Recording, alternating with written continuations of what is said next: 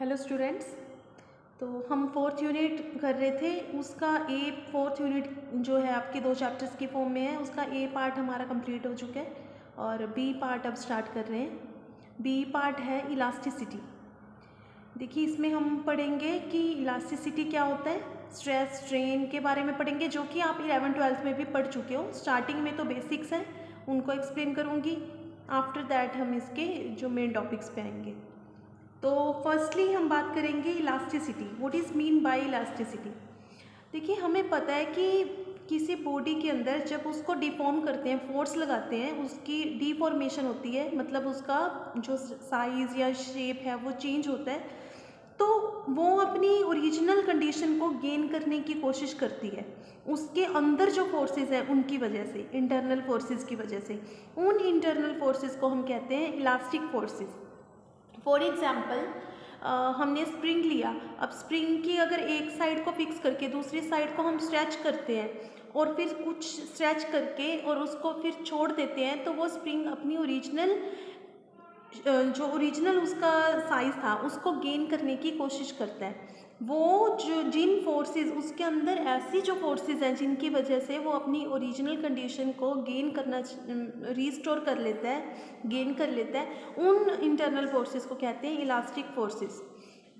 तो अब हम बात करेंगे इलास्टिसिटी की।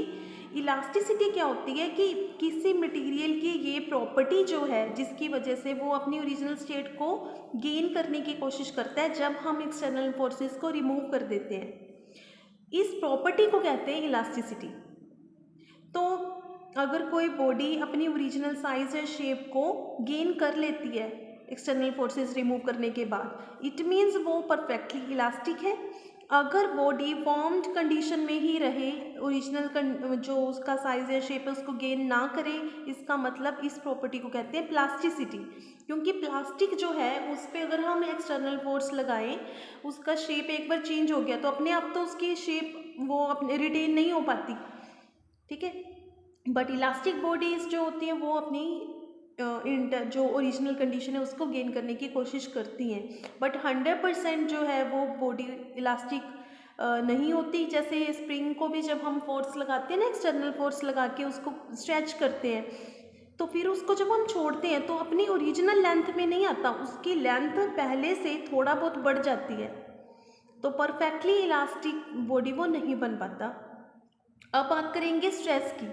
स्ट्रेस होता है डिफॉर्मिंग फोर्स, जो जिस फोर्स की वजह से बॉडी डिफॉर्म हुई है, पर यूनिट एरिया, F/A इसका जो फॉर्मूला है।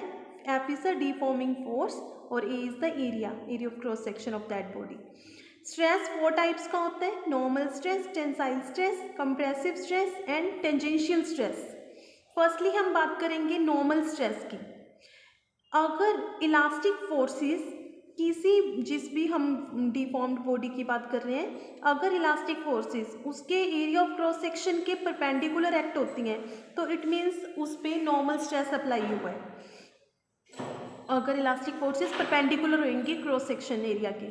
और एक होती है हमारे पास टेंजेंशियल स्ट्रेस। उसमें क्या होता है कि जो इलास्टिक फोर्सेस हैं उसके एरिया, जो भी हम सरफेस एरिया लेते हैं उसके पैरेलल एक्ट होती है। पैरेलल हो रही है तो टेंजेंशियल है, और अगर परपेंडिकुलर है क्रॉस सेक्शन एरिया के तो नॉर्मल स्ट्रेस है। फिर हम बात करेंगे टेंसाइल स्ट्रेस की। टेंसाइल स्ट्रेस और कंप्रेसिव स्ट्रेस में रोल आता है लेंथ का। टेंसाइल स्ट्रेस में क्या होता है कि जो इलास्टिक फोर्सेस हैं वो डिफॉर्म्ड बॉडी की लेंथ के परपेंडिकुलर होती हैं और उसकी लेंथ जो होती है वो इंक्रीज हो जाती है, तो वो है टेंसाइल स्ट्रेस। कंप्रेसिव स्ट्रेस में ऑपोजिट होता है। नो डाउट है तो इलास्टिक फोर्सेस लेंथ के परपेंडिकुलर, बट इसमें लेंथ डिक्रीज होती है इंक्रीज की बजाय, तो ये है कंप्रेसिव स्ट्रेस। कंप्रेस होना और लेंथ का डिक्रीज हो जाना, टेंसाइल में लेंथ इंक्रीज हो जाती है। नॉर्मल और टेंजेंशियल में क्या डिफरेंस था कि elastic forces area of cross section के परपेंडिकुलर है तो नॉर्मल, बट अगर सरफेस एरिया के पैरेलल है तो टेंजेंशियल। फॉर्मूला सबका सेम ही है, F/A। नाउ डिस्कस करेंगे स्ट्रेन। स्ट्रेन क्या होता है? देखिए स्ट्रेन होता है change in dimensions per unit original dimensions. ठीक है, मतलब जिस भी डायमेंशन की बात कर रहे हैं, लेंथ की, वॉल्यूम की, उसमें ऊपर न्यूमिनेटर में तो आता है change in that dimension, upon आता है उसका, नीचे डिवाइड में आता है ओरिजिनल डायमेंशन जो भी होता है। ओरिजिनल मतलब स्टार्टिंग में जो था बिफोर अप्लाइंग फोर्स। ये इसमें जो है 3 टाइप्स का स्ट्रेन होता है, longitudinal strain, volumetric strain, shearing strain. First is the longitudinal strain. Longitudinal strain में नाम से पता चल रहा है लॉन्गिट्यूडनल में लेंथ का रोल है। इसमें क्या होता है, change in length upon original length, इसका फॉर्मूला है।